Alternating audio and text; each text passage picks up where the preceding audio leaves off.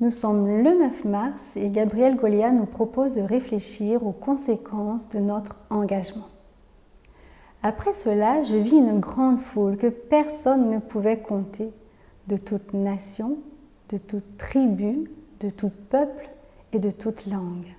Ils se tenaient devant le trône et devant l'agneau, vêtus de robes blanches et des branches de palmier à la main, et ils criaient « Le salut est à notre Dieu qui est assis sur le trône et à l'agneau » Apocalypse 7, versets 9 et 10.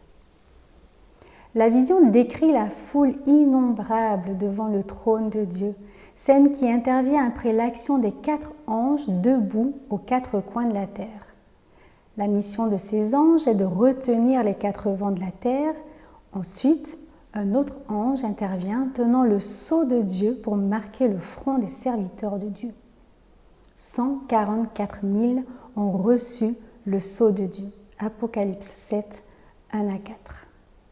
Puis nous voyons une foule que personne ne peut compter. Ils portent des robes blanches, ils viennent de la grande détresse. Leurs robes ont été lavées et blanchies dans le sang de l'agneau. Ils ont des branches de palmier à la main, emblème de victoire. Jean 12, verset 13. Cette victoire est au cœur de l'adoration adressée au Créateur par la grande multitude, par les anges se tenant autour du trône de Dieu, par les anciens et les animaux. Amen, la louange, la gloire, la sagesse, la grâce, l'honneur, la puissance et la force soient à notre Dieu au siècle des siècles. Amen. Apocalypse 7, versets 9 à 12.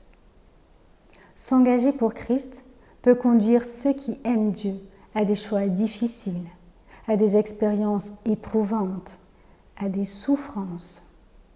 Beaucoup l'ont appris dans leur vie, dans leur corps, dans leur propre existence. Un jour viendra où chagrin et larmes n'existeront plus. Apocalypse 21, 1 à 4. Entendons-nous déjà les louanges des vainqueurs autour du trône de Dieu? Voudriez-vous oublier vos chagrins, abandonner vos soucis?